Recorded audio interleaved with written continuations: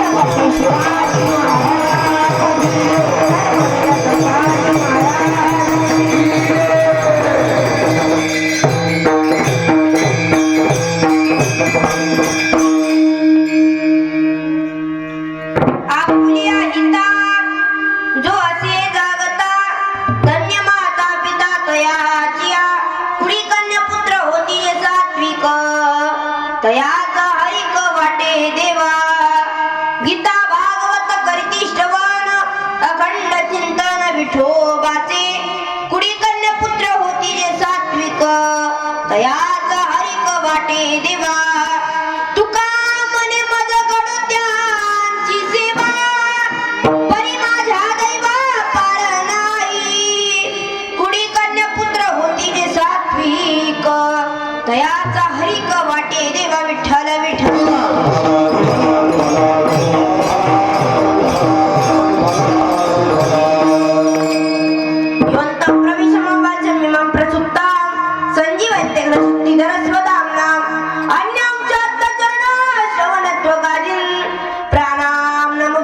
पुरुषाय तुभ्यं जय जय श्री राधारमण जय जय नवल किशोर जय गोपी चित चोर प्रभु जय जय माखन चोर रायगडी मंदिरी वसे माझा राया चरणी अर्पितो तुम्हा जन्म ही काया जगदीश्वराची जोडली ज्याची जन्म ख्याती प्रथम वंदितो तुम्हा शिव छत्रपती महायोग पीठे तटे भीमरत्यम वरम पुंडरीकाय दातुंद्रे समागत्य तिष्ठन्तम् आनन्दकन्दं परब्रह्मलिङ्गं भजे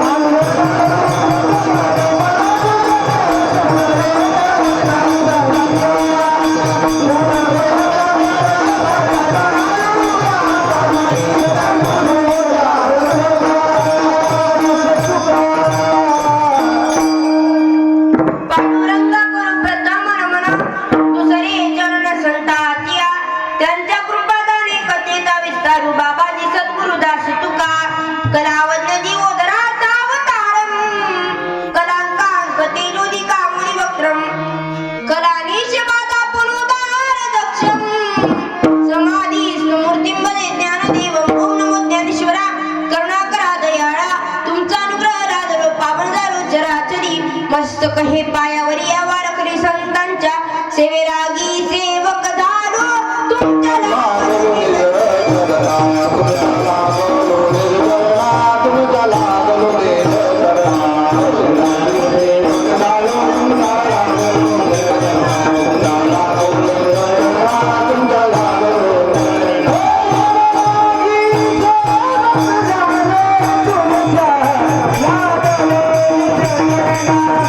Oh,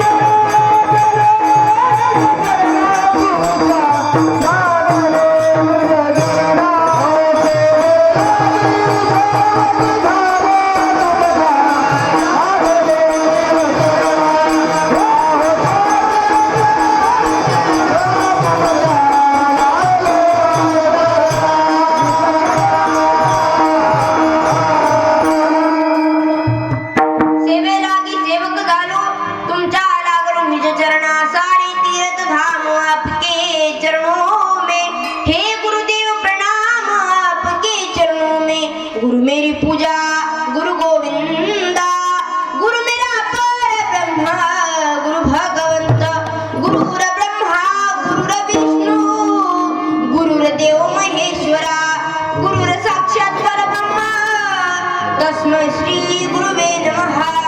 आपल्या हिता जो असे जागता धन्य माता पिता दयाच्या कुडी कन्या पुत्र होती जे सात्विक दयाचा हरिक वाटे देवा. प्रस्तुत प्राप्त प्रसंगी प्राप्त स्थळी प्राप्त वेळी कीर्तन रूपी सेवेकरता निवडलेला अभंग. जन्माला आलेल्या सजीवांचा उद्धार करण्यासाठी व आपला देह अखंड झिजवणारे महान भगवत भक्त नवे नवे ज्यांनी हे हिंदवी स्वराज्य निर्माण केलं असे असणारे छत्रपती शिवाजी राजे, त्यांचे धर्मगुरु, आद्य गुरु, परम गुरु, पूज्य गुरु, जगद्गुरु जगत वंदनीय तुकोबाराय यांचा उत्कृष्ट असा 4 चरणाचा उपदेशपर प्रकरणातील अभंग आज आपण तुम्हा आम्हा मायबापांच्या सेवेकरता निवडलेला आहे. विठ्ठल विठ्ठल.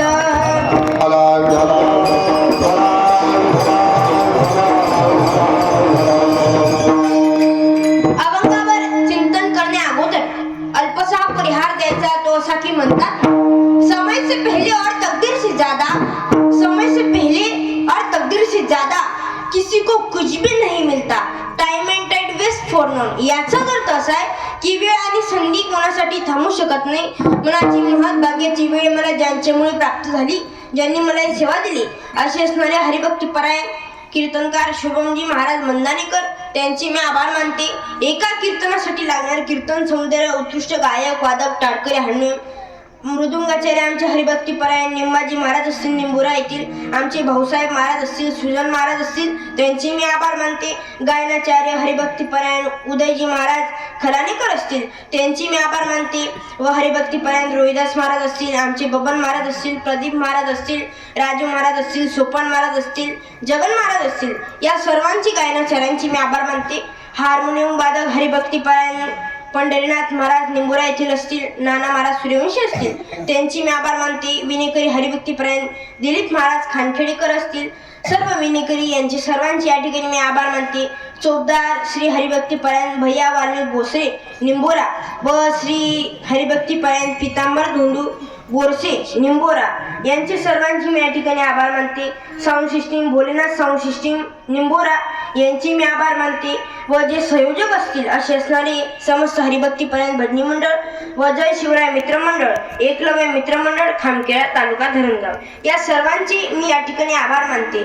व आजची सेवा ज्यांनी घेतली होती असे असणारे श्री धीरज गणेश पाटील व श्री प्रकाश दशरथ पाटील यांची मी आभार मानते. सर्वांचे मी या ठिकाणी आभार मानते. व तुमच्या सप्त्याचं वर्ष 37 वय त्यांचे आणि त्याच्यामधली मला दुसऱ्या दिवसाची सेवा माझ्याकडे शुभम महाराज मंदानेकर यांनी सोपवली त्यांची मी आभार मानते. सर्वांची मी या ठिकाणी आभार मानते व माझ्या सेवेकडे वळते. विठ्ठल विठ्ठल.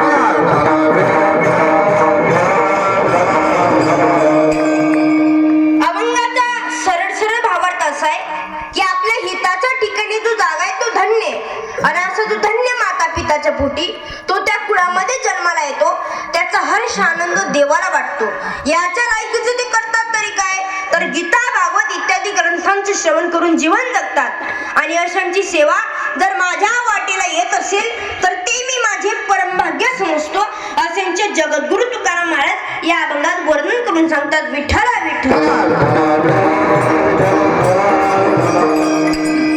या अभंगाद्वारे जगद्गुरु तुकाराम महाराज हित करायला सांगतात, हिताच्या ठिकाणी जागे राहण्यास सांगतात. मग हित कोणतं करावं? हित ते करावे देवा गोविंदा.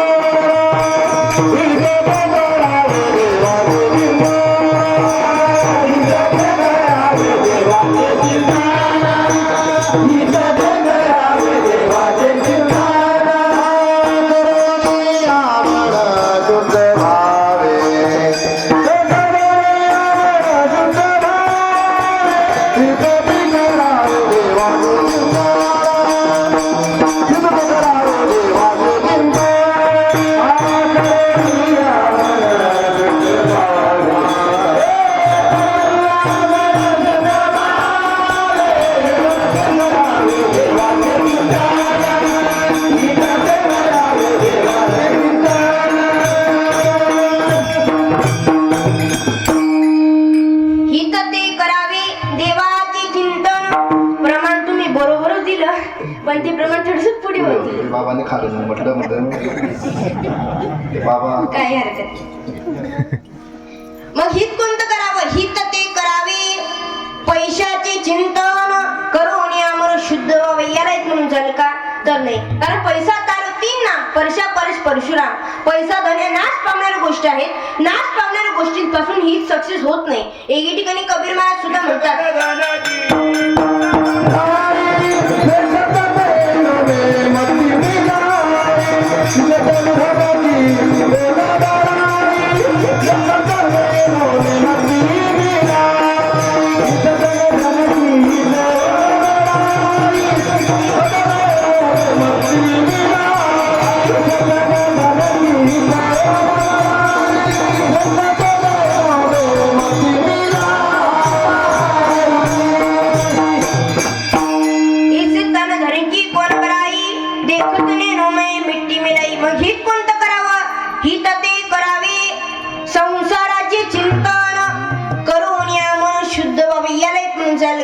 तर नाही. कारण संसार जर इतका धन्यतेचा लायकीचा असता तर संत मायबाप असे म्हणलेच नसते दुःख बांधावडी आहे हा संसार सुखाचा विचार नाही कुठे. नवे नवे संत श्रेष्ठ ज्ञानेश्वर माऊली सुद्धा उभी देतात मृत्यू लोकी सुखाची कहाणी ऐकी जेल कवनाचे श्रवणी जैसे सुख निद्रा अंथरुणी इंगळाच्या. हा संसार किती दुःखाचा आहे. मी नेहमी विनोदाने उदाहरण मांडत असते.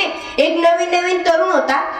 त्याचं नवीन लग्न झालेलं होतं. तो बाहेरच्यांना सांगायचा की माझी बायको तशी चंद्रमुखीच, माझी बायको तशी चंद्रमुखीच, नुसतं बारी भरायचा, घरातूनच बाहेर निघायचा नाही. 6 महिन्यानंतर त्याच्या घरातून रडायचा आवाज येऊ लागला. कशाचा? रडायचा. तो त्याच्या पत्नीचा नाही होता, त्याचा स्वतःचा होता. 6 महिन्यानंतर तो घरातून बाहेर निघाला. बाजूच्या ग्रस्ताला म्हणे माझी पत्नी जशी चंद्रमुखीच होती म्हणे, पण 6 महिन्यानंतर तिला काय झालं काय नाही, पोळ्या लाटायला घेतात लाटणं मारून फेकते म्हणे, लाटणं मारून फेकते म्हणे. बाजूचा ग्रस्त हुशार होता. तो म्हणे का रे तुझ्या सासऱ्यांना मामाजींना फोन लावून बघ. याने इकडून फोन लावला. हाय कोण रडून म्हणतो मामा तर काही दुप्पट ना सासा रडसा बोला जाय बापू. अहो म्हणत मामा मी असं तुम्हाला काय पाप करत, तुम्ही मला असं फळ दिनं. मी असं तुम्हाला काय नुकसान करत, तुम्ही मला असं फळ दिनं. मी असं तुम्हाला काय गोड मारत, तुम्ही मला असं फळ दिनं. मी असं तुम्हाला काय पाप करत, तुम्ही मला असं फळ दिनं. तेवढा म्हणतात आणि सासरा म्हणत जाय बापू तुम्हाला ते चांगलं शे, तुम्ही फळ समोर राहणार, मी त्यात झाड ना झाड समोर राहणे, मी कथा होई म्हणे. किती दुःखाचं आहे मला संसार. नवीन खानदेश कविते मैराबाईची चौधरी सुद्धा वर्णन करतात. अरे संसार संसार जसा तवा चुलीवर आधी हाताला चटकी मग मिळते भाकर. अरे संसार संसार दोघा जीवांचा विचार देतो सुखाला होकार आणि दुःखाला नाकार. आमचे काही कीर्तनकार सुद्धा म्हणतात अरे संसार संसार जस कप बशीच घर बशी बशी आरामशीर कप फिरे दारोदार. बघा मिस्त्री त्याला कप बशीची मांडी बनवतात. त्याच्यामध्ये बशीचं फाउंडेशन किती सुंदर असं असतं. बशी अशी पाठ टेकून आरामशीर बसली असते. कप बिचारा कान धरून टांगलेला असतो. तो करत असतो खामखेडा धरणगाव खामखेडा धरणगाव. बरं एखादा पाहुणा आला त्याला चहा द्यायची राहिली. पहिले चहा कशात? बोला मग तुम्ही बोला बिंदास बोला. पहिले चहा कशात? कपा. पहिले चटका कोणाला? कपाला. बशीला तर का अजिबात नाही. बरं तो पाहुणा बी इतका हुशार, त्याच्या हातामध्ये जर कप बशी दिली ना तर 1 2 3 4 5 अशी 5 एकर जमीन त्या बशीच्या नार करतो. त्या ती बशी अशी नीट बसते. कप बिचारा 3 एकर मास खुसरास. बरं बशी खाली पडली, ती फुटली, तिला फेकली जाते. पण कप जर खाली पडला तर त्याचा कान तुटतो. तरी बिचारा माता मला त्या शांतता लागू देत नाही. त्याच्यामध्ये लसूणच्या कापड तरी ठेवतील, मिठाचे दाणे तरी ठेवतील. म्हणजे किती दुःखाचा मला संसार. आणि का दुःखाचा संसार असूनही लोक तिथे हित शोधत बसतात. मग हित कोणतं करावं? हित ते करावे बायकोचे चिंतन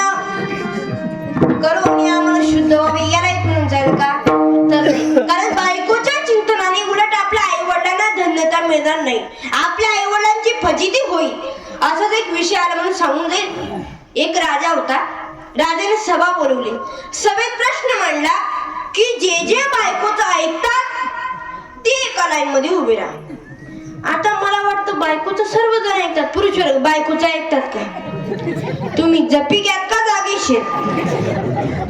बोला, ऐकतात का? आमच्या आळंदीकडे ऐकतात. आमच्या आळंदीकडे माणसं मेल्यावर जातात. इकडे कसं आहे? जिवंत? बोला, ऐकतात? हो हो, ते बाबा हो म्हंटले. ऐकतात. मग सर्व बायकोच्या ऐकणार लाईन मध्ये उभे राहिले. वसाहत एक 150 व्यक्ती तो बायकोच्या न ऐकणार लाईन मध्ये उभा राहिला. राजाने त्याला प्रश्न केला की का रे, तू त्या लाईन मध्ये का उभा राहिला? तेव्हा तो म्हणतो की माझ्या बायकोने सांगितलं की जास्त गर्दीत घुसून जाऊ नका, म्हणून मी त्या लाईन मध्ये उभा राहिलो. आता याने ऐकण्याचं पाप केलं की काय? जे हित बायकोच्या चिंतनात नाही, संसाराच्या चिंतनात नाही, पैशाच्याही चिंतनात नाही, ते हित फक्त आणि फक्त भगवंताचं नामस्मरण आणि चिंतनात हित ते करावे. देवाचे चिंतन करून या मन शुद्ध व्हावे. सगळ्याच्या पाया माझे दंडवत, आपुलाने चित्त शुद्ध करा. मग हे भगवंताचं नामस्मरण, मग सुख कशात आहे?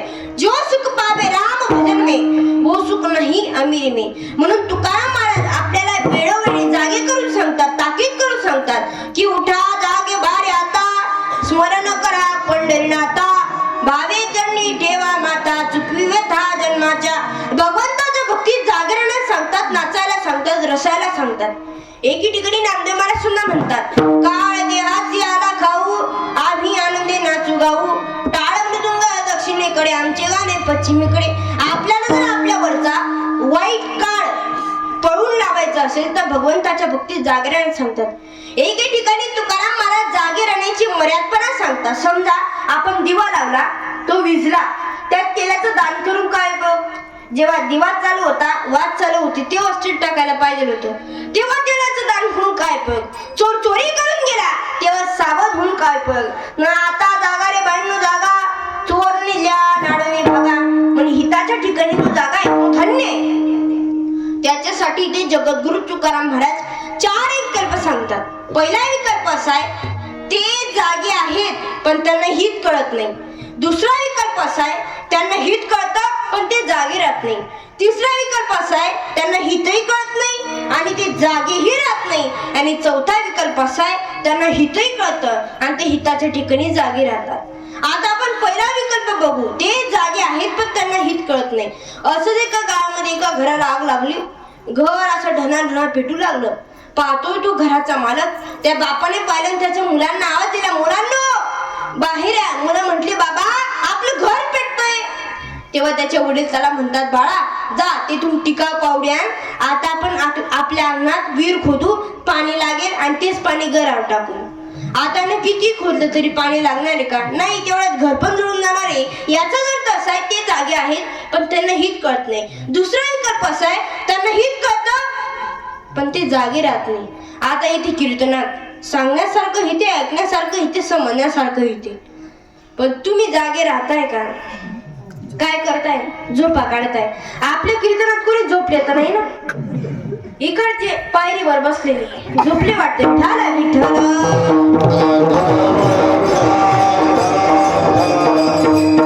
तिसरा विकल्प असा आहे, त्यांना हितही कळत नाही आणि ते हिताच्या ठिकाणी जागेही राहत नाही. यांना तर ताकीद करून सांगतात, काय हो, पाप म्हणजे भलताप आणि पुण्य म्हणजे धमकी. हा तर गोवा लोकांचा सांगायचा धंदाचं, मस्त खायचं प्यायचं, जीवन जगायचं. यावत जीवन सुखम जीवितम, यांच्या डोक्यात नेहमी विषय करत असतात. तुम्हाला हित कळत नाही ना, नका का कळना. तुम्ही देवाला म्हणत नाही ना, नका का माने ना. पण ह्या 2 हाताने दान धर्म तरी करा. फार कंजूस होतात लोक, इतके कंजूस. त्यातले महाराज लोक इतके कंजूस. इकडचे नाही बरं का, आमच्या आळंदीकडचे, इकडचं नाही बोलत मी. असंच आमच्या आळंदीकडे एक महाराज होते. त्यांच्याकडे पैसा, बंगला, गाडी सर्व होतं, पण त्यांचं लग्न काय झालेलं नव्हतं. त्यांच्या गावातल्या सारखे 4 माणसांना प्रश्न पडायचा की महाराज लग्नच का करीत नाही, लग्नच का करीत नाही. ते एके दिवशी महाराजांच्या घरी गेले. महाराजांना म्हटलं, महाराज तुम्ही लग्न का करीत नाही? तेव्हा महाराज म्हणले, मला जर बायको आगाव मिळाली तर. तेव्हा त्या 4 मला एक व्यक्ती म्हणतो, महाराज तुम्हाला बायको नेमकी पाहिजे कशी? तेव्हा महाराज म्हणतात, मला एकदम कंजूस बायको पाहिजे. मग तो चारित्र्यला एक व्यक्ती म्हणतो, महाराज आमच्याकडे आहे बरं का पोरगी. त्या महाराज म्हणतात, सांगा बरं का तिचं एखादं उदाहरण. तेव्हा तो व्यक्ती म्हणतो, महाराज तुम्ही सर्दी झाल्यावर काय घेतात? महिला मंडळ सर्दी झाल्यावर काय घेतात? का तपकीर सुमून घेतात? नाही ना. बोला का तुमच्या गावाला सर्दी होत नाही? मग मिंदात बोला, तुम्ही उत्तर द्या. बोला काय घेतात सर्दी झाल्यावर? गोड्या औषधं वगैरे घेतात. महाराज सुद्धा म्हणले गोड्या औषधं वगैरे घेतो.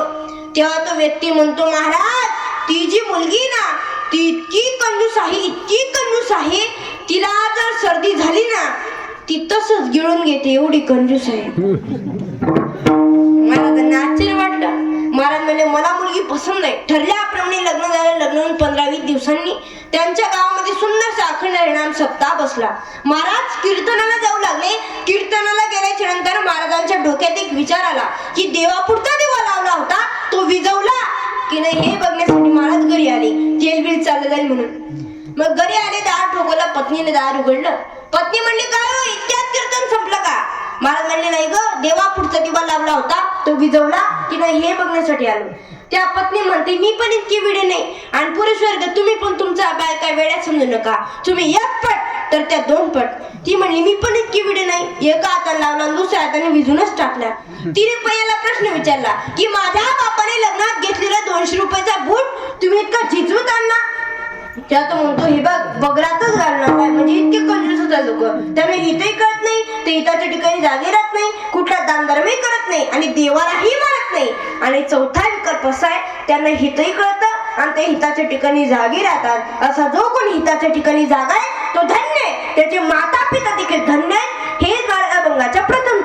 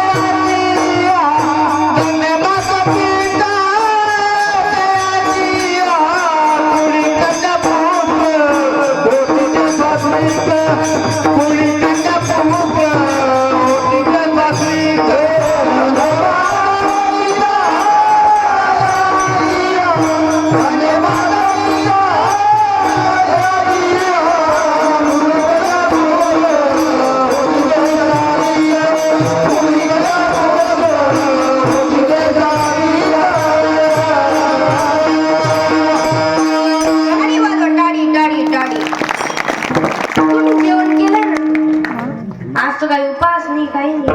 वाजवा ना. हा वारे नाही का महालक्ष्मीचे उपास. वाजवा ना, पण टाळी वाजवून काय? टाळी वाजवताही माणसाने टाळी वाजवण्याचे असे बरेचसे फायदे, पण मुद्द्याचे 6 फायदे मी तुम्हाला टाळी वाजवण्याची सांगते. लक्ष आहे का? टाळी वाजवण्याचा पहिला फायदा असा आहे, गुरुजन मंडळीची जी कला आहे ती चंद्रासारखी गुण दिसते. लोकांना कलाकार म्हणतात. कलाकार तमाशाचे असतात. यांच्यागी गुण असतात. ते जनांना देतात. त्यांना गुणीजन असे म्हणतात. गुणीजन मंडळीची जी कला आहे ती चंद्रासारखी उघडून दिसते.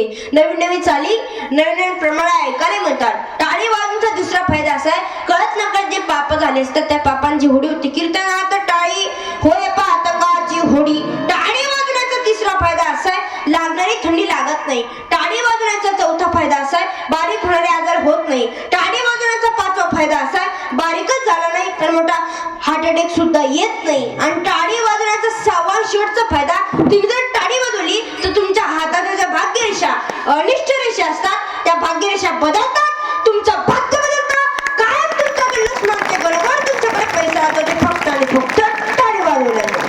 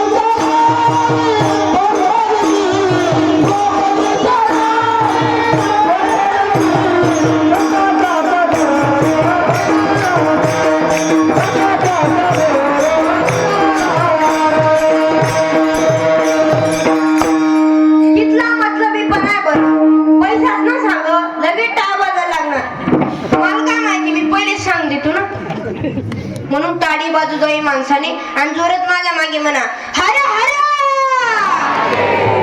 हाथ उठा के बोलो, नहीं तो बोले बाबा तुम्हें ऊपर उठा लेगा, हर हर असं तुम्ही तयार राहायचंय बरं का, सतर्क राहायचंय. मला कधी पण व्हायरल येऊ शकतो, तयार राहायचंय तुम्ही.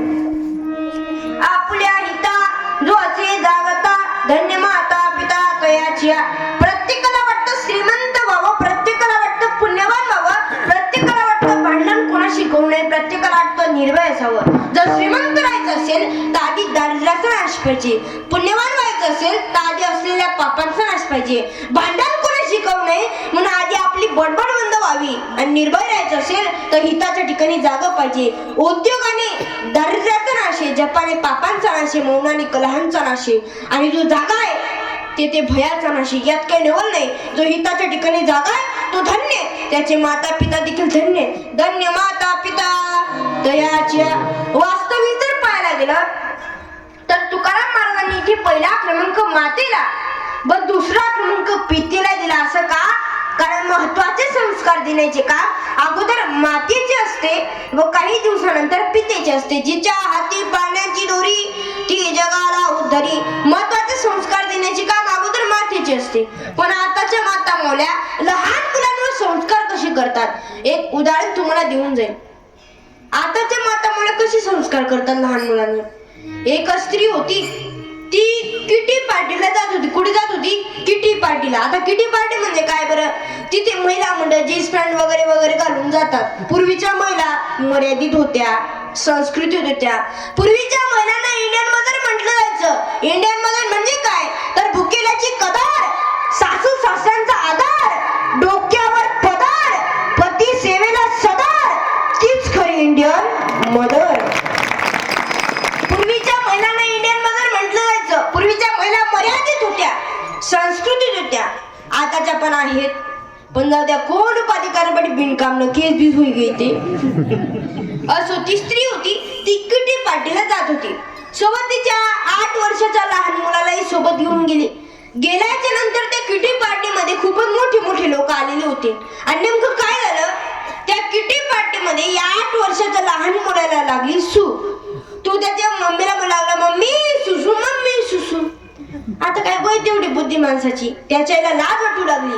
त्याच्या आईने त्याला कोपऱ्यात नेलं, एक ताड दिवशी थोबाडीत मारली व म्हटली, तुला जर सू लागली तर मम्मी सुसू असं नाही म्हणायचं.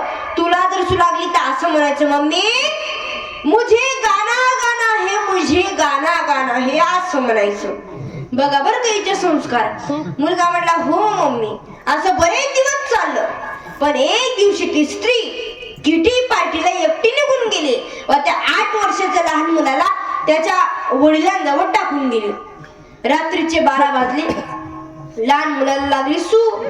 तो त्याच्या पप्पांना म्हणाला, पप्पा मुझे गाना गाना है, मुझे गाना गाना है. तेव्हा त्याचे वडील विचार करतात, रात्रीचे 12 वाजले, याला कुठे गाणं गायचं सुचतंय. हा जर गाणं गाईल सर्व झोपेत उठून जातील. तितक्या म्हणायचं, पप्पा मुझे जोर से गाना गाना है, मुझे जोर से गाना. म्हणजे त्याला खूप जोरात सू लागली होती. तेव्हा त्याचे वडील त्याला म्हणतात, बेटा तुझे गाना गाना है ना, तो जोर से मत गा, धीरे से गा, लेकिन मेरे कान में गा. आता त्याने काय केलं ते तुम्हीच समजा. विठाला विठाला.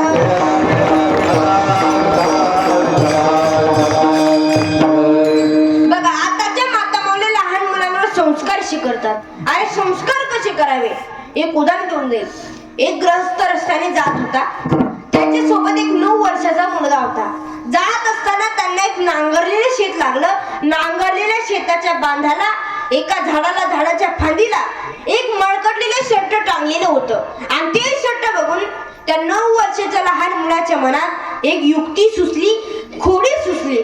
कारण तो मुलगा होता लहान. मी तर म्हणते चांगल्या नादी लागावे, पण या लहान पोरांच्या नादी कधीच लागू नये. इतके आग असतात, विचारू नका.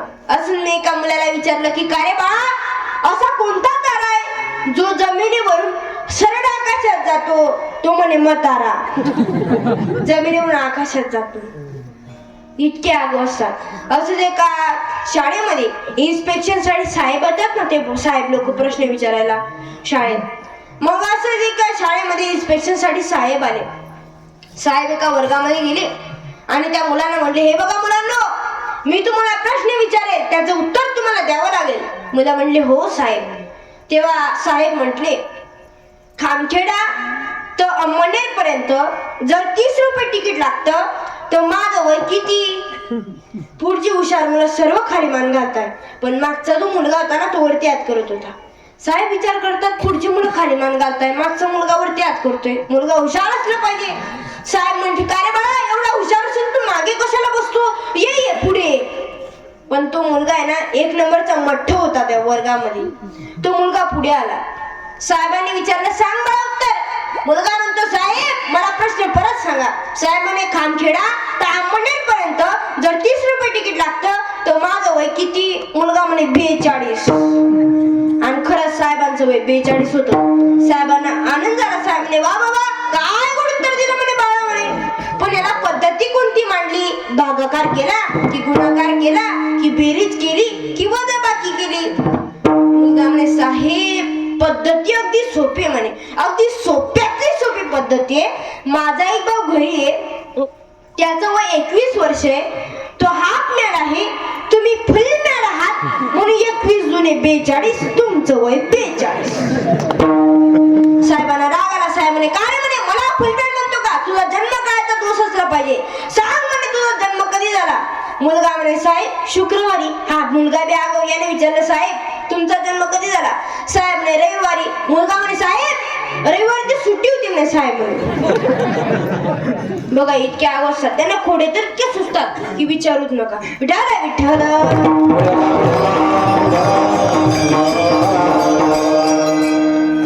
तसंच त्या 9 वर्षाच्या लहान मुलाच्या मनात एका युक्ती सुचली, खोटी सुचली. तो त्याच्या बाबांना म्हणतो, बाबा आपण जरा शर्टाच्या खिशामध्ये 2-3 दगड टाकले तर खूप मजा येईल. तेव्हा त्याचे वडील म्हणतात, बाळा आपण 2-3 दगडाच्या ऐवजी 2-3 चांदीचे नाणे टाकू, खूप मजा येईल. मुलगा नाराजीने तयार झाला. मनात म्हणू लागला, मजा तर काही येणारच नाही, उलट आपलेच पैसे जाणार. त्यांनी 2-3 चांदीचे नाणे टाकले व दोघं बापले झाडाच्या मागे लपून ते शेतकऱ्याचं बोलणं ऐकू लागले. शेतकऱ्यांनी नांगरणी केली. नांगरणी करून झाडाच्या खाली आला आणि फुटफुटत म्हणू लागला, कालच्यानं घरच्यांच्या पोटात एक अन्नाचा कण नाही, माझ्याही पोटात नाही. काय करावं काही कळत नाही. नेहमीप्रमाणे तो मळकटलेला शर्ट घातला, खिशात हात घालून पहिलं बघितलं तर 2-3 चांदीचे नाणे. शेतकऱ्याचा चेहरा उजळला आणि पळतच त्या नांगरलेल्या शेतात गेला. आणि आकाशाकडे पाहून म्हणू लागला, भगवंता कोणाच्या रूपात आलास रे तू? ज्याने कोणी हे काम केलं असेल ना त्याला धन दे, संपत्ती दे, त्याला काहीच कमी पडू दे नको. आणि हेच बोलणं तो लहान मुलगा ऐकत होता. तेव्हा त्याचे वडील त्याला म्हणतात, बाळ माणुसकीचा धडा तर तू आज शिकलास, संस्कार करा तर आरशी करा. नाही तर आताचे वडील देखील कसे संस्कार करतात? एक 16 वर्षाचा मुलगा पानटपरी गायच्या चोळतो. तिकडून त्याचा बाप येतो, तो पानटपरीच्या मागे लपतो. त्याला त्याचे मित्र म्हणतात की का रे घाबरलास की काय तू बापाला? तो म्हणतो, घाबरलं बिबरलं काय नाही, तो मला यातलीच आरती मागतो म्हणून मी पानटपरीच्या मागे लपतो. बघा आताचे आई वडील लहान मुलांना संस्कार असे करतात. अरे संस्कार कसे करावे? जसे माझ्या कयादू मातेने भक्त प्रल्हादावर नामस्मरणाचे संस्कार केले, जसे माझ्या मासाहेब जिजाऊंनी योग्य ते संस्कार शिवाजी महाराजांवर केले. म्हणून आज आपण इथे कीर्तन भजन करतोय. अरे 65 किलोची तलवार मागवतो, त्याचं नाव यसाजी. 2000 जणांबरोबर एकटाकीने लढतो, त्याचं नाव बाजी. हात तुटला तरी लढत राहतो, त्याचं नाव तानाजी. 8 तासामध्ये दिलून पुण्याला घोडा आणतो, त्याचं नाव संताजी. 1.5 तासामध्ये दुश्मनाच्या तोफीचा कडाच फोडतो, त्याचं नाव धनाजी. वाघाला फाडतो, त्याचं नाव संभाजी. आणि सर्वांना एकत्र करून स्वराज्य निर्माण करतो, त्याचं नाव छत्रपती शिवाजी महाराज की. पूर्वीचे मराठी असे होते. पूर्वीच्या मराठ्यांची व्याख्या लक्ष्मी ऐका. पूर्वीचे मराठी सकाळी लवकर उठे, उठल्या उठल्या रणांगणात सुटे, ढाल फुटे, तलवार तुटे, सिर कटे पर पीछे न हटे, क्या बात है मराठी. आणि आताचे मराठी बर का तरुण मंडळ, आताच्या मराठ्यांची व्याख्या लक्ष्मी ऐका. आताचे मराठी सकाळी उशिरा उठे, उठल्या उठल्या देश शिवाय सुटे, देश नाही भेटे मग गावठीवर तुटे, वाट फुटे, बाटली तुटे, पण दारूचा घोट ना सुटे, वारे मराठी. तुम्ही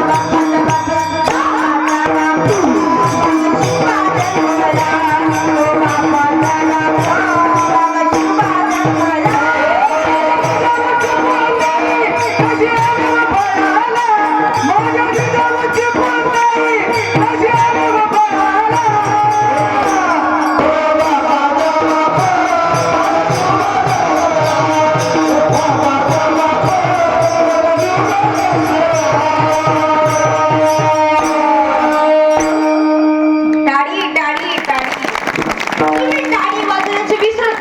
म्हणून तुम्ही विसरतात म्हणून आमच्या काही कीर्तनकारांच्या गाड्या चालतात, नाही तर तुम्ही सर्वदा आठवून ठेवलं असतं तर आमच्या काही कीर्तनकारांची अशी फेटे इस्त्री मारून ठेवली गेली असती. फक्त टाळी वाजवून विसरत का जाऊ. हर हर काही हात वरती करत नाही बरं का. हर हर म्हणून संत ज्याप्रमाणे जगाचं हित घडण्यासाठी सांगतात तसं लेकुराचं हित देखील सांगतात. लेकुराचे हित वाहे माऊलीचे चित्त नाही सारखे दैवत जगामध्ये कुठे नाही मरत. आई ती असते, आई म्हणजे असल्यावर कळत नाही आणि नसल्यावर मिळत नाही, ती म्हणजे साई महाराज. एका कवीने एका कविते सुंदर संवर्धन केलं. बाई को मिळाली जरी पोळी मधाची,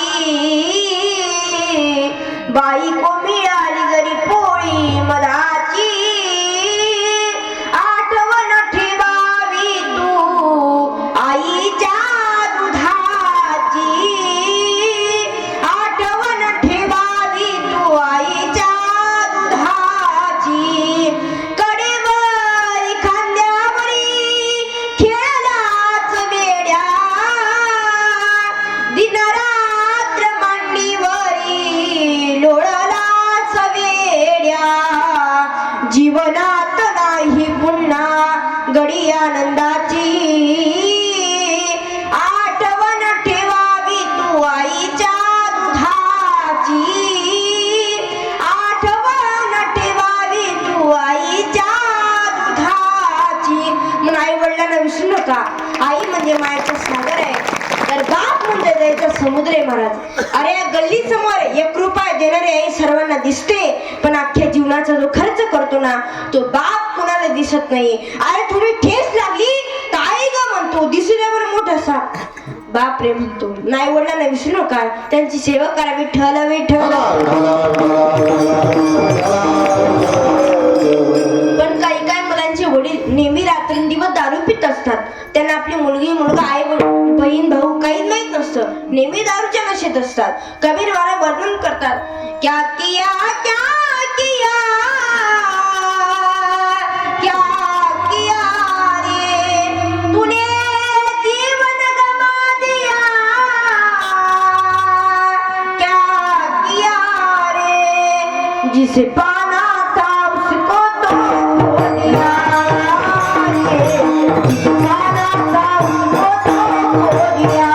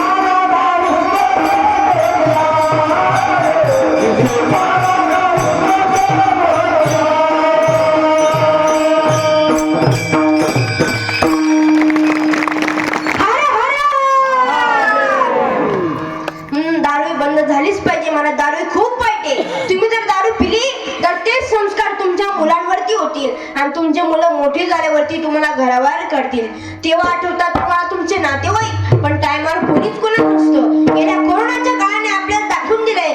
अरे कोरोनामध्ये स्वतःची सख्खी बायको जरी असली तरी अशी लांबून ताट फेकत होती, ले खाय अशी खायला देत होती. अरे कोरोनाचा माणसांवरती परिणाम झाला, पण संगीतावर देखील झाला. महिला मंडळ संगीता म्हणजे तुमच्या घराची शेजारची संगीता नाही, संगीता म्हणजे गाण्यावरती झाला. तो असा झाला, कुठेही गेलं तेच गाणं वाजतंय. ते गाणं असंय, काळी मैना दिसते तरुण, होईल कोरोना जाशील मरून, लोक तुला टाकत्यात घे ग भक्ती करून. मी तरी भक्ती करून घे म्हणले, लोक म्हणतात घे ग प्रेम करून. हे काढलं तर काढलं, याच्यावर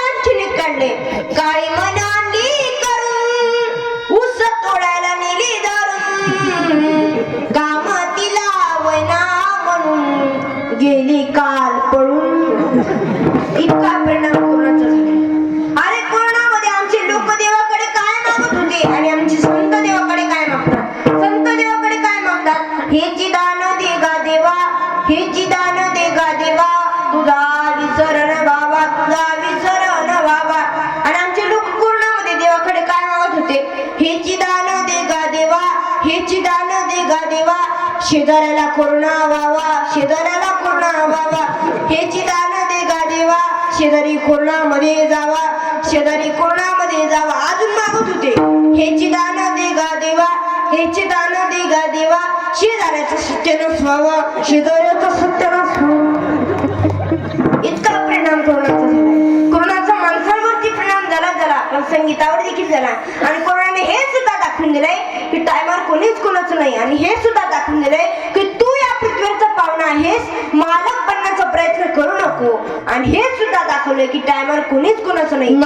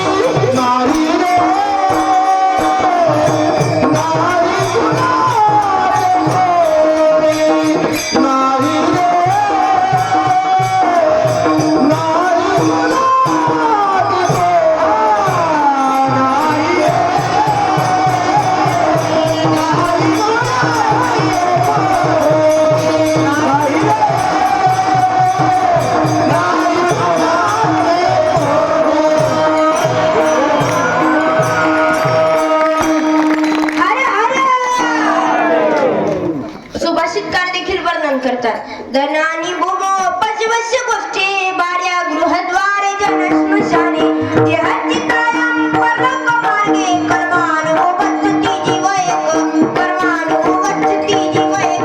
सुभाषितकार म्हणतात हे धन आहे ते इथेच राहणारे, पशु पशवादी गोठ्यातच राहणारे, भार्या म्हणजे आपली पत्नी ती दारातूनच टाटा बायबा करणारे, हे जन आहे फक्त स्मशानापर्यंत राहणार, सोबत येणार ते फक्त आणि फक्त कर्मच येणार. म्हणून टायमाला कोणीच कोणाचं नाही. तू जर दारू पिली नाही तर ही वेळ तुमच्यावर येणारच नाही. अरे तुम्हाला दारूच प्यायची ना तर कोणती दारू प्या. अरे जाम पर जाम पीने से क्या फायदा, सुबह पी तो शाम को उतर जाती है, लेकिन एक बार तो हिरण का प्याला पीकर तो देख तेरी जिंदगी सुधर जाती है. दारू प्यायची ना तुम्हाला तर ही दारू प्या. पण प्रत्येक गावोगावी दारू बंद झालीच पाहिजे. आणि प्रत्येक मुलामुलीने ठरवलं पाहिजे की आपण आपल्या आईवडिलांकडून योग्य ते संस्कार घेऊ, योग्य त्या वाटचालीने चालू. आणि हे संस्कार घेतलेले मुलं त्या कुळामध्ये जन्माला येतात, त्याचा हर्षानंद देवाला वाटतो. हे मला अभंगाचं द्वितीय चरण. Thank you.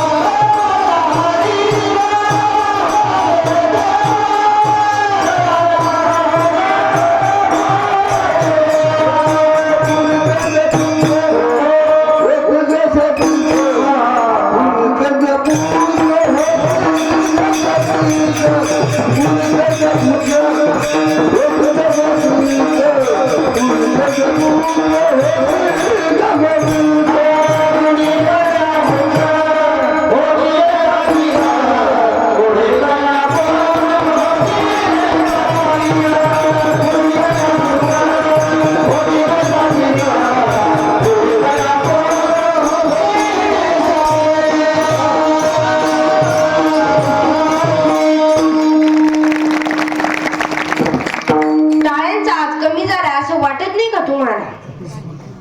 वाजवा ना मग टाळ्या, वाजवा ना. वाजते ना. काही गोष्टी केल्याशिवाय काही गोष्टींना प्राधान्य मिळत नाही. ऐका, भोजन की मजा थाली से, भोजन की मजा, झगड़े की मजा गाली से, झगड़े की मजा, ससुराल की मजा साली से, ससुराल की मजा, और भजन की मजा ताली से, बजा ताली.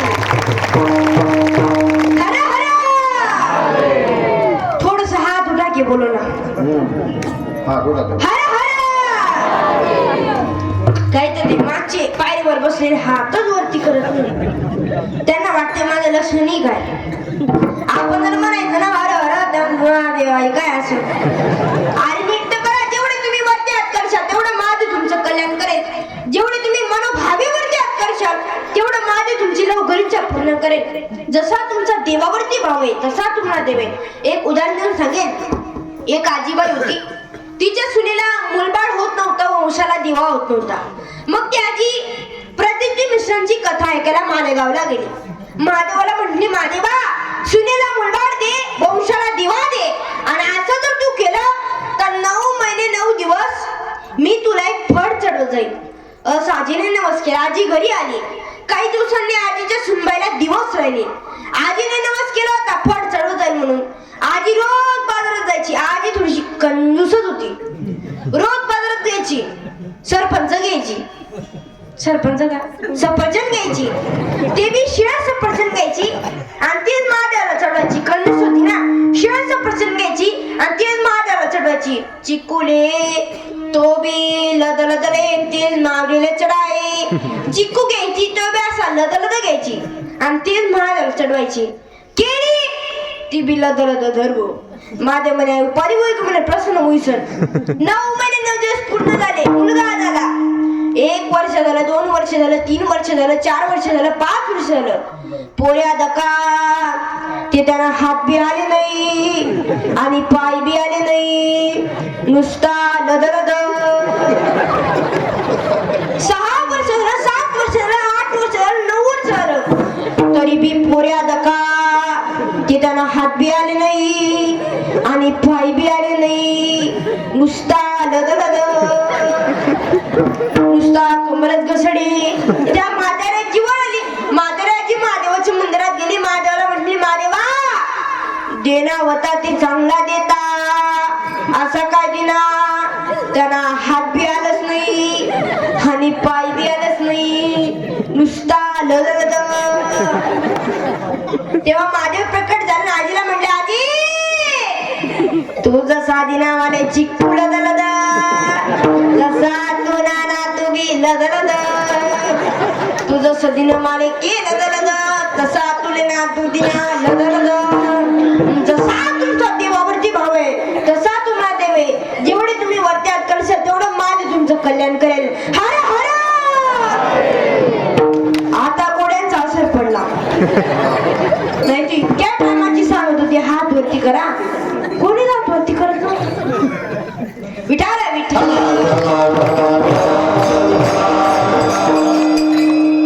कुणी कन्या पुत्र होती जे सात्विक तयाचा हरिक वाटे देवा. आता इथे महाराजांनी कुळ हा शब्द वापरलाय. कुळ म्हणजे काय? जे 21 पिढ्या म्हणून निर्माण होते त्याला कुळ असे म्हणतात. आणि त्या 21 पिढ्याच्या कुळामध्ये एक जरी वैष्णव हरिदास जन्माला आला तर ते कुळ पाप मुक्त होते. माऊलीने हरिपाठात वर्णन केलंय. ज्ञानदेव म्हणे नाम जपा हरीचे, परंपरा त्याचे कोणी शुद्ध, हरिमुखे म्हणा पुण्याची गणना कोण करी. त्या पवित्र कुळात पवित्र देशात सात्विक हरीचे दास जन्म घेतात. पवित्र ते कुळ पावन तो देश जेथे हरीचे दास जन्म घेतले. म्हणून आपला भारत देश हा पवित्र आहे महाराज. असा जगातला एकमेव देश आहे ज्याला माताई पदवी आहे. भारत माताई पदवी. तुम्ही ऐकलंय का दुसरं कुठे? चीन मावशी, इंग्लंड काका, ऐकले का नाही? एकमेव देश आहे ज्याला माताही पदवी म्हणून आपला भारत देश हा पवित्र आहे. का पवित्र आहे? या भारत देशामध्ये गंगा आहे, या देशामध्ये गाय आहे, या देशामध्ये गवळी आहे, या देशामध्ये संत आहेत, या देशामध्ये ग्रंथ आहेत, या देशामध्ये माझा भगवान कृष्ण परमात्मा आहे म्हणून आपला भारत देश. भारत देश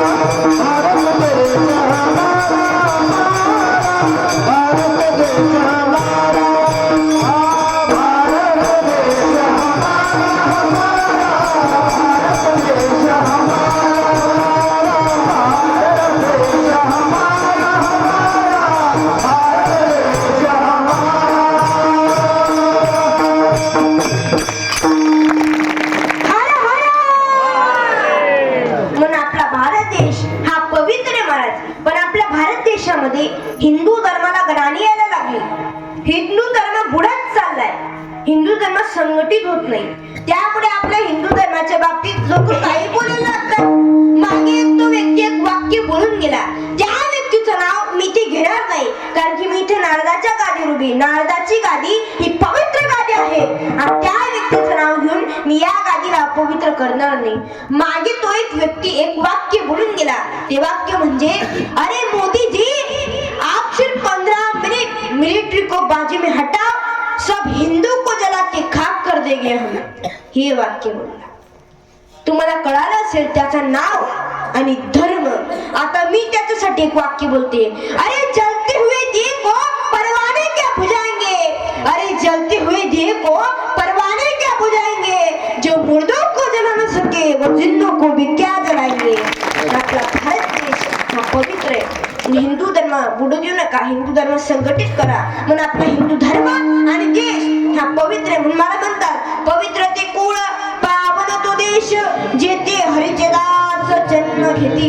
वास्तविक जर पाहायला गेलं तर तुकाराम महाराजांनी पहिल्या चरणात पहिला क्रमांक मातेला व दुसरा क्रमांक पितेला दिला, व दुसऱ्या चरणात पहिला क्रमांक कन्येला व दुसरा पुत्राला. असं का?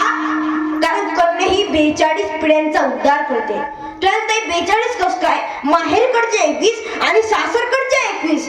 जेव्हा मुलगी सासरी जात असते त्या बापाच्या गड्यात पण रडते. त्या बापाला झालेलं दुःख म्हणजे, आई बापाची लाडकी लाडकी तू परी, सोडून जाते परक्या घरी, जाते लाडाची लेकाज सासरी, ओ जाते लाडाची लेकाज सासरी. अरे सामान्य माणसाची गोष्ट सोडा, जनकासारखी विधेही रडले सीते मातेसाठी, मग तुम्ही आम्ही का नाही? एकदा स्वामी रामातीर्थ हिमालयाची यात्रा करत असताना त्यांना एक वृद्ध मनुष्य आपल्या पाठीवरती एक लहान बाळ घेऊन जात असताना दिसले. स्वामीजी त्यांच्याकडे गेले, त्यांना म्हणाले, बाबाजी आपके गोद में जो बच्चा है ना वो मेरे पास दे दो, मुझे भी आनंद मिलेगा और आपकी भी थकान कम हो जाएगी.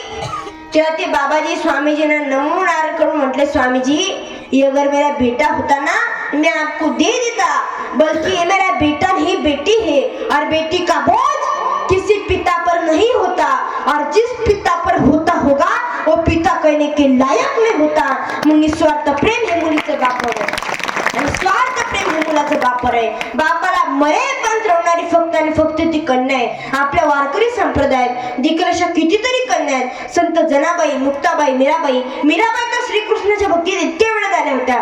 पायामध्ये घुंगरू बांधून आणि हातामध्ये मीरा घेऊन गल्लोगल्ली भजन करत फिरायच्या. मीरा नाची रे, मीरा नाची रे, बघा घुंगरू बांध देवाची रे. त्यांना त्यांच्या वडील म्हणायचे, अगं मीरा बेटा लग्न कर. त्या ठामपणे उत्तर द्यायच्या, बाबा माझं लग्न की नाही तर श्रीकृष्णाच्या भक्तीशी झाले. इतक्या वेळ झाल्या होत्या. दिवाणी बनी में दिवाणी बनी, मुरली के नाद में दिवाणी बनी. आता काही फक्त कन्याच कुळाचा उद्धार करतात का? पुत्र नाही करत का? पुत्र सुद्धा करतात, पण भू याची व्याख्या शास्त्रामध्ये नरक आहे, आणि जो नरकातून टाळतो त्याला पुत्र असे म्हणतात. पुत्र कसा असावा? पुत्र बाबा ऐसा गुंडा, त्याचा तिन्ही लोकी झेंडा. त्रैलोक्य जिरणा पाहिजे असा पुत्र असावा. नाही तर आताचे पुत्र कसे? पुत्र बाबा ऐसा गुंडा, त्याचा हाती हिरो होंडा. आताचे पुत्र असे. पण हेच कन्या पुत्र त्या कुळात जन्माला येतात, त्याचा हर्ष आनंद देवाला वाटतो. याच्या लेखचे करतात काय? गीता भागवत करती श्रवण, अखंड चिंतन विठोबाचे.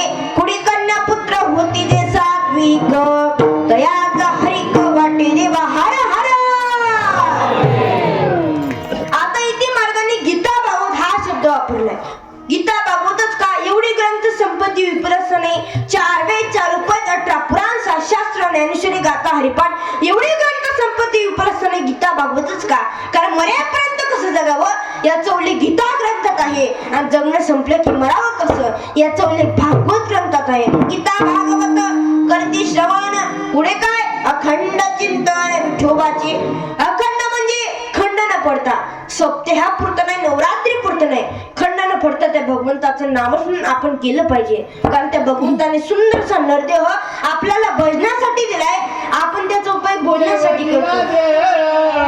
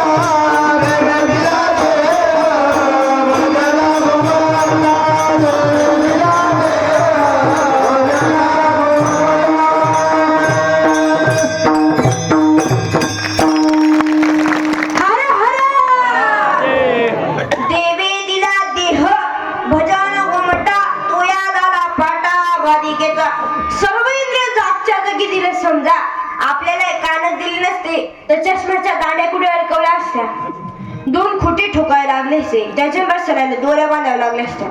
सर्व इंद्रिय जागच्या दिले. दिले इंद्रिय हात पाय कान डोळा मुख बोलाया वचन, जेणे तू जोडसी नारायण नासे जीवपण भवर.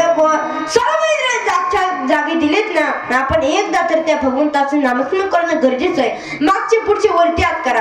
ज्यांना हात असतील त्यांनीच वरती हात करा. ज्यांनी हात वरती केले नाही त्याला त्याच्या बाजू त्याची शपथ आहे बरं का. करा सर्व वरती हात. तुम्ही विठोबार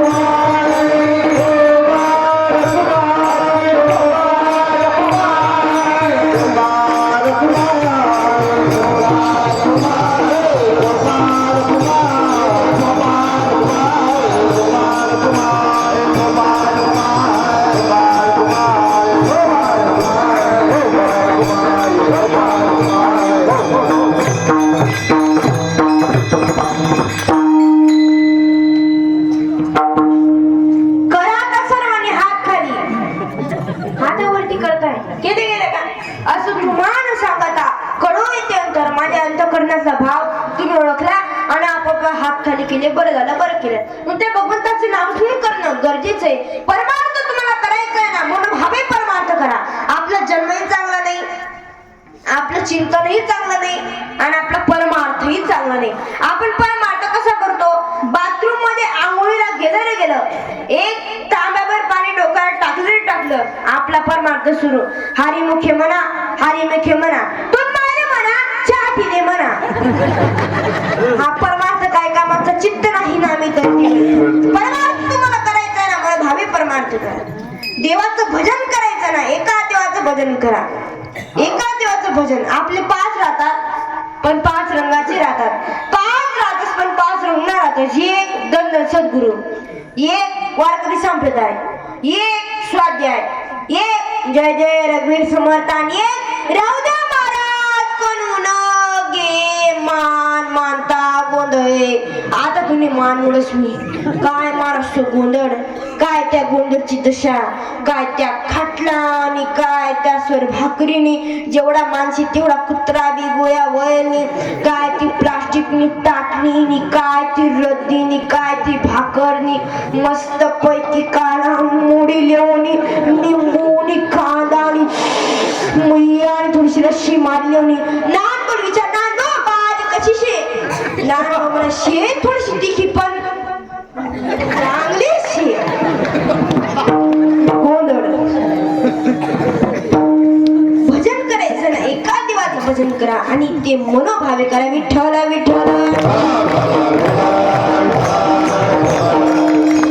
असो. आपल्या कीर्तनाची उर्वरित वेळी संपत आलेली आहे. माझ्या कीर्तनात ज्यांनी रंग भरण्याचं काम केलं असे असणारे हरिभक्ती परायण निंबाजी महाराज निपुरा येतील असतील, त्यांच्यासाठी जोरात टाळायचा. त्यांचे मी आभार मानते. इतके गोड शाय वाजवताय, इतके गोड काही विचारायचं नाही, इतके गोड वाजवताय. काही गाणं वाजणारे असतात. मनेर तालुक्यात कीर्तनात गावाचं नाव काही सांगत नाही. नाटक गोतजने ते कोण उपाधी करपडी बिनकामनं. मनेर तालुक्यात कीर्तनात तिथला वाजणार मला असा भेटला. मनापट बोला जाय मग तो वाजे, मनापट बोला जाय मग तो वाजे. मी कीर्तन थांबवलं ना, तर म्हणते काय भाऊ हाव काय बानेटपणा लाई दिले. तो म्हणे काय म्हणे. म्हणतो मनापठ बोलायचास मग तू वाजस. तू म्हणे बरोबर शिकत आहे म्हणे. तुम्हाला काय समजेल म्हण, काय समजेल याशी म्हणे. म्हणतो चालते वाजी एक कीर्तन समजा. बघा असे वाजणारे सर, त्यांचे मी आभार मानते. आमची विनिकरी बाबा असतील विठ्ठल.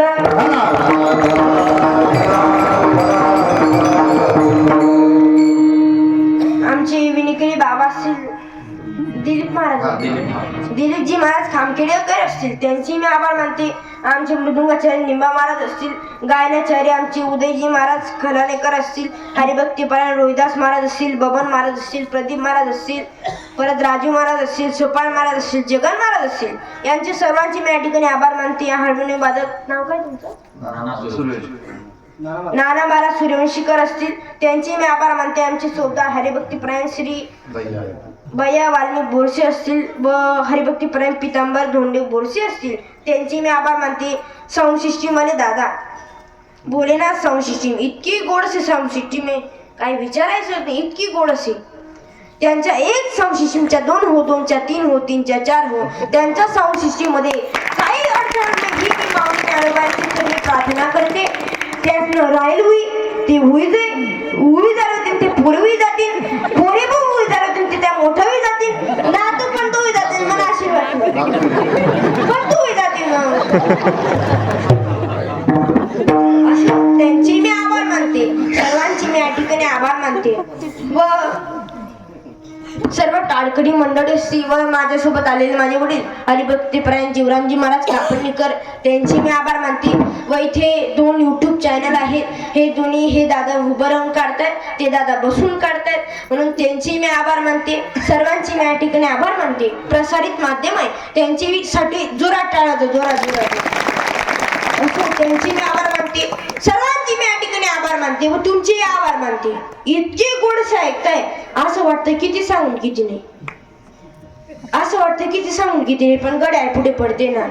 तुमच्या माहितीसाठी मी सांगून देते, मनी गाडी 2 तास पुढे आवरेजच देत नाही. कितला का पेट्रोल टाका मग तुम्ही 5,000 टाका का 6,000 टाका समजिल्या मग तुम्ही वाहते 2 तास पुढे आवरेजच देत नाही. इतके गोडशे ऐकताय काय का गाणं ऐकणारे असतात त्यासले हसड तरी असतात नाही, रडाव तरी रडतात नाही आणि काय विचार तरी सांगतात नाही. असा पटेल राहतच त्या पाणी भरेल गहून माय असं वाटत पैजा गो.